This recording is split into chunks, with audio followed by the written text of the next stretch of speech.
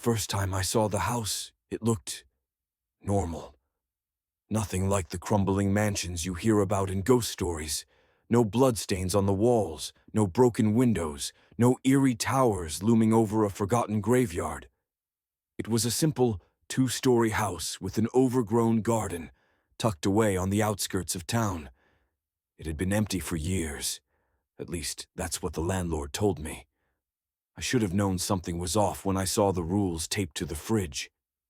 A piece of yellowing paper, written in neat, deliberate handwriting, as if someone had carefully rewritten it multiple times before getting it just right. House rules. Please leave your worries and shoes at the door. Shut the window blinds before 8 p.m. If the phone rings, do not pick it up. If you hear knocking after midnight, do not answer the door. If you wake up somewhere different from where you fell asleep, do not panic. I read them twice, then a third time. Some of them made sense, maybe an old tradition, or just a way to keep the house in order. But the last two rules, I laughed. This had to be some kind of joke. I had moved here for a fresh start, a cheap rental, no roommates, no past that could follow me. The house felt lived in but untouched, like someone had left in a hurry. The wallpaper was slightly faded, the wooden floor creaked under my footsteps, but everything else? Spotless. For the first few nights, nothing happened.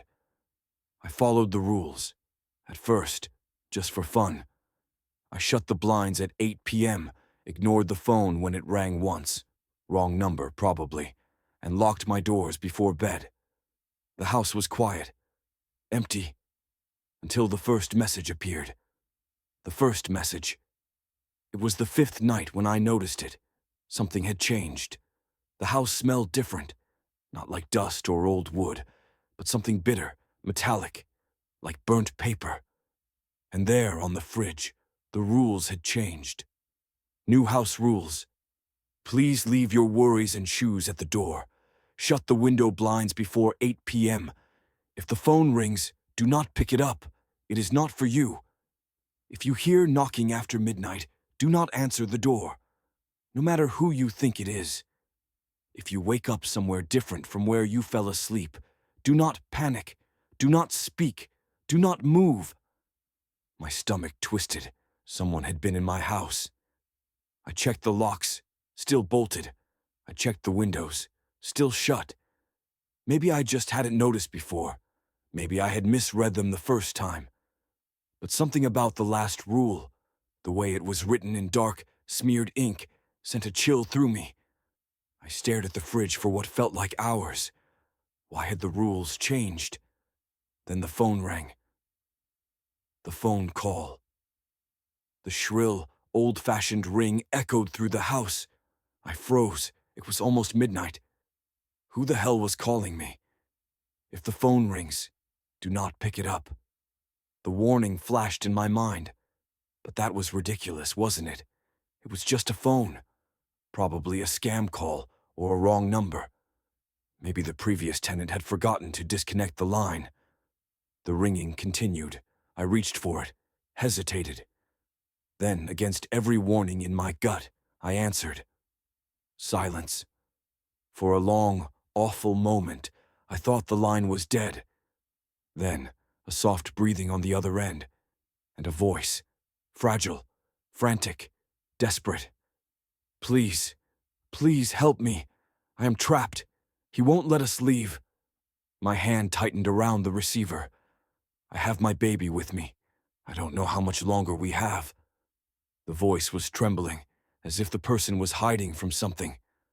I swallowed hard, trying to steady my breath. Who are you? Where are you? Silence. Then, just as I was about to hang up, I am in the room marked private. He has locked us in here. Click. The line went dead. The room that didn't exist, I turned in slow, deliberate movements, scanning the house. Every room was accounted for. Kitchen, bedroom, bathroom, no private room. I checked every wall, every door. Nothing. And yet, as I stood in the hallway, I had the unshakable feeling that I had missed something, that if I just turned at the right angle, if I just looked closely enough, I would see something that wasn't there before. I forced a laugh. This was just in my head, just an old house, a prank call, maybe an overactive imagination. But then, knock. A slow, deliberate knock from somewhere inside the house.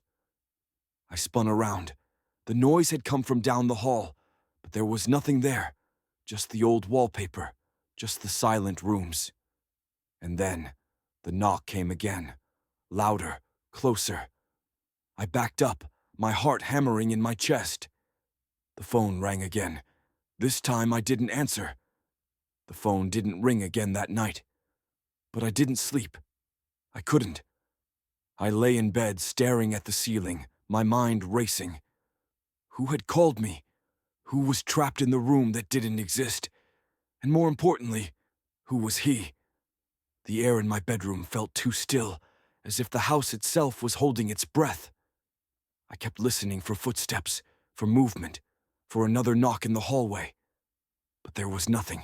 At some point, exhaustion overtook my paranoia, and I must have dozed off. That's when I had the dream. Or at least, I thought it was a dream. The dream that wasn't a dream. I was standing in the hallway. In front of me, a door that shouldn't exist. It was old, its wood splintered and rotting, with a tarnished brass handle. A single word had been carved into the surface in deep, jagged letters. Private. I knew, somehow deep in my gut, that this was the door from the phone call, the one hiding something inside. A slow, steady knocking came from the other side. The same pattern I had heard earlier. Deliberate. Waiting. I reached for the handle. Then, a whisper in my ear. Don't. The voice was close. Too close. It wasn't coming from inside the room. It was behind me. I spun around, and the world snapped to black. The shadow at the end of the hall. I woke up gasping for air, heart pounding, drenched in sweat. But something was wrong. My bed, my room, everything was backward. The nightstand was on the opposite side. The window that should have been on the left was now on the right. Even the door to my bedroom was reversed, as if the entire room had been flipped in the middle of the night. I scrambled out of bed, my breath catching in my throat. This wasn't a trick of the mind. This was real. Then, the floorboards creaked. I wasn't alone. I turned slowly. There was someone standing in the doorway, or rather, something. It was tall. Too tall. Its limbs were elongated, its head slightly tilted, its face obscured by darkness. And worst of all, it was staring at me, not moving, just watching. Then it whispered, "You shouldn't have answered the phone." The cry for help. I bolted out of the room, sprinting down the hallway. But as soon as I reached the end, I was back where I started, my bedroom door in front of me. I was trapped. A soft click echoed through the house. The door marked "Private" had unlocked. Slowly, painfully, it creaked open. The voice from the phone, the woman who had begged me for help, was sobbing. "Please, he knows you're here." My chest tightened. Every instinct screamed at me to run, but I couldn't move. I saw something shifting in the darkness beyond the open door, a shadowed figure lurking just out of sight. Then, a single pale hand reached out, and in a voice that was no longer hers, the woman whispered, "It's too late for us, but maybe not for you." Then the door slammed shut. "The house speaks." I stumbled back, my hands shaking. The house felt different now. The air was heavy, charged with something I couldn't explain. And then, the walls began to whisper. Low, hissing voices, 1,000 overlapping murmurs, all speaking at once. "He's watching. You broke the rule. You shouldn't be here. Run." The whispers grew louder, more frantic. And then, for the first time, the house spoke to me directly. "Leave. Now before he wakes up." I didn't sleep. I couldn't. The whispers had stopped. The shadows had retreated. But the house, it was different now. Something had changed. I kept my bedroom light on for hours, gripping my phone with white-knuckled hands, scouring the internet for anything that might explain what was happening to me. And then I found it. A video. It wasn't from a paranormal investigator, not from a ghost hunting channel. It was a low-resolution TikTok from an anonymous account. The caption? "Don't stay in the house on Willow Street." I barely made it out. I clicked play. The video that shouldn't exist. The footage was shaky, filmed in low light. A guy, no older than me, stood in a dimly lit hallway. His face was covered in sweat. His eyes darted from side to side, as if expecting something to lunge at him. "If you see this, do not go into that house. I don't care how cheap the rent is. I don't care what they tell you." He swallowed hard, his breath ragged. "It's not just haunted. It's alive, and it doesn't let go." My stomach twisted. The background, the wallpaper. It was the same hallway I was standing in. My blood ran cold. A message, hidden in the video. I rewound the clip, watched it again. This time I noticed something, a faint sound, a low whisper, barely there. I grabbed my headphones, turned the volume all the way up, and listened. The whisper wasn't random static, it was words. "We're still here." I nearly dropped my phone. Then I saw it, the moment I had missed before. At the very end of the video, just as the guy turned to run, a shadow moved behind him. Not a trick of the light, not an editing effect. A shape, tall, too tall, thin, with long bony fingers. And then, as if sensing I had seen it, the figure turned its head. But there was no face, just a gaping black void where its eyes should have been. The video ended abruptly. And then, the account that posted it was gone. The missing people. I searched the username, checked TikTok, YouTube, nothing. It was as if the account had never existed. But there was something else, a comment, from another deleted account. It was just 2 words. "It's waiting." I scrolled further, looking for more clues. Then I found it. A Reddit thread. "Anyone ever heard of the house on Willow Street? People say it's haunted, but my cousin stayed there last year and vanished. No calls, no texts, just gone." My breath caught in my throat. There were other people, other tenants, and none of them had ever left. A visitor in the doorway. I put my phone down, heart pounding. That's when I noticed.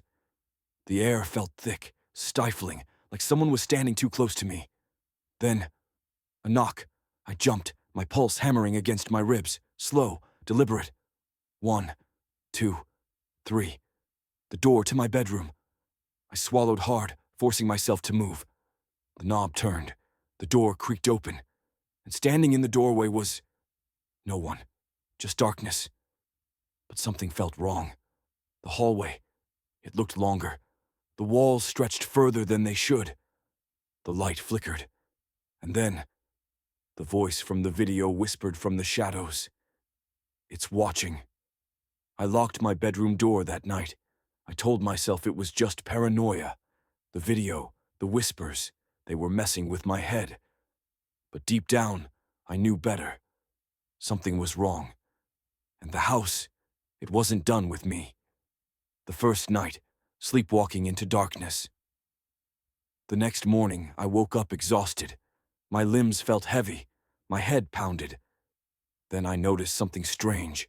My feet were covered in dirt. My fingernails had mud caked under them. And when I looked down at my pajamas, they were damp, like I had been outside. But I hadn't left my room, right? I ran to check the front door. It was unlocked. My hands were shaking as I pulled out my phone and checked the security camera feed. 1:42 a.m. The screen flickered, static distorting the image. Then, a figure. Mr. walking slowly, stiffly toward the door. I watched as I unlocked it, stepped outside. Then, the screen cut to black. The recording picked up again at 4:07 a.m. This time, the camera showed the front door creaking open. I stumbled inside, my face blank, my movements unnatural.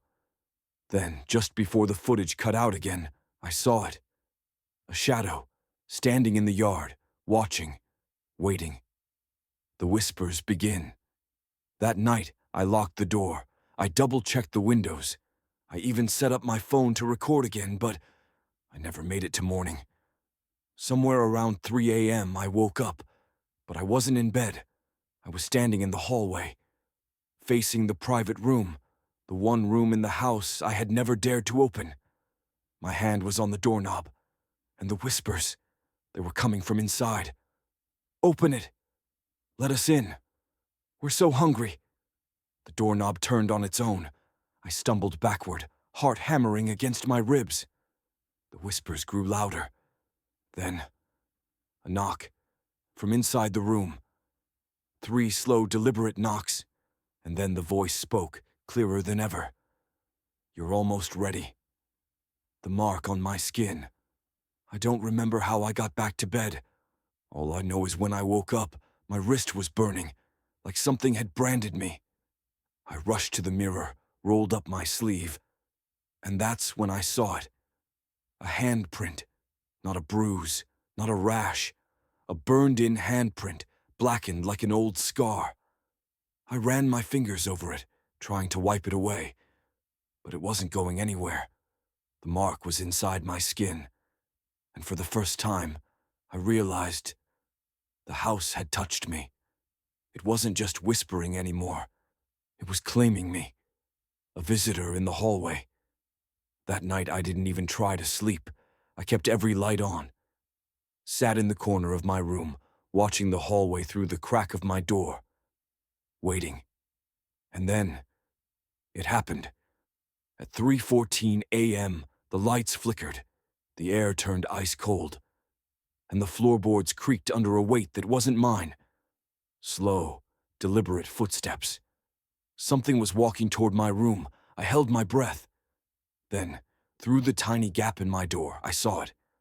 A figure, tall, unnaturally thin, bones pressing against gray, stretched skin, its head tilted at an unnatural angle. It stood there, waiting. Then, it whispered my name. "We're so close now." My vision blurred. My body felt heavy, like something was pulling me into darkness. And before I could even react, the door burst open. The figure stepped inside, and everything went black. I don't remember losing consciousness. I don't remember falling. But when I opened my eyes, I wasn't in my room anymore. I was somewhere else, somewhere below. The room that shouldn't exist. I woke up in darkness. The air was damp, heavy with the smell of rotting wood and dust. I reached out, my fingers brushing against something rough. Brick walls. This wasn't my bedroom. It wasn't even part of the house I had seen before. The room was small, suffocating.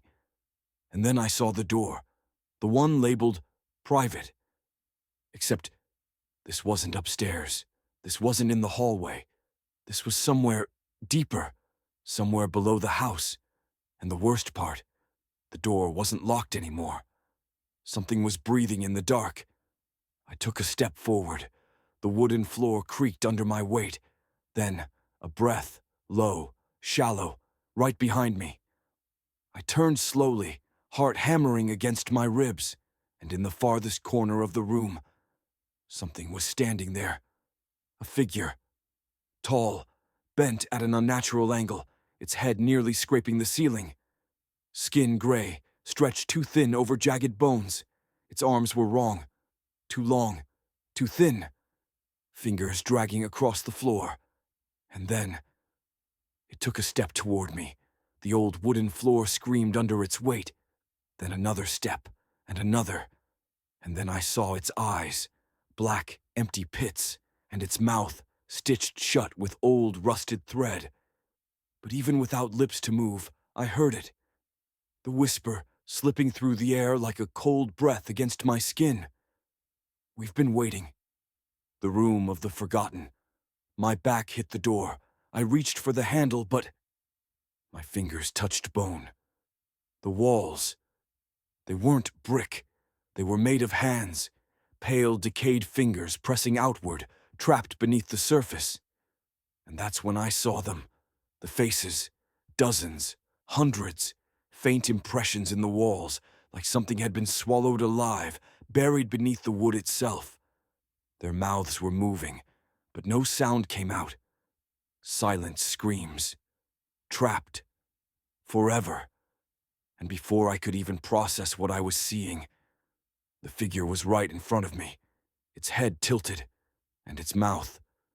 The old rusted stitches began to tear apart, and a voice echoed from inside my own skull. It's time to join them. I was becoming one of them. A burning pain shot through my body. I collapsed to the floor, gasping. Something was pressing against my skin, moving underneath it. I pulled up my sleeve. The handprint. It wasn't a mark anymore. It was sinking into me, the fingers pressing deeper, disappearing beneath my flesh. And then, my vision flickered. For a brief second, I saw something else, a version of myself. Pale, hollow, stitched into the wall, my own mouth silent, screaming. And I understood. This was how it took you. The house didn't kill people, it absorbed them. It turned them into part of itself. And I was next. The final choice. I could feel it happening. My limbs turning numb, my thoughts slipping away. The figure in front of me reached out, fingers curling around my throat. And then, a sound. Distant. Faint.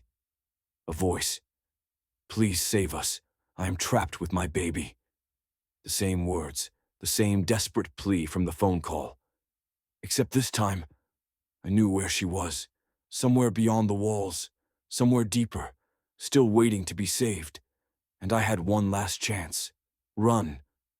Or go deeper into the house. The last thing I remember. I don't know how I did it. Maybe the house was distracted. Maybe the voice gave me enough time. But somehow I moved. Somehow I ran. And just before I reached the door, I heard it. The whisper. You will return. Then, light. A door slamming open, the cold air rushing in. And when I looked back, the house was silent. The figure was gone. But the door labeled private. It was open now, waiting. But was I really free? I never went back.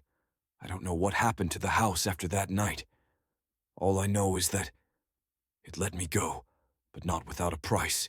Because now, every night at 3:14 a.m., I hear the whisper, you will return. And sometimes, I see the door, even when I'm not in the house, even when I'm nowhere near it. I see it, waiting for the moment when I stop running, waiting for the moment when I finally give in, waiting for me to come back. Because the house never really lets go, not forever, not if it's already marked you.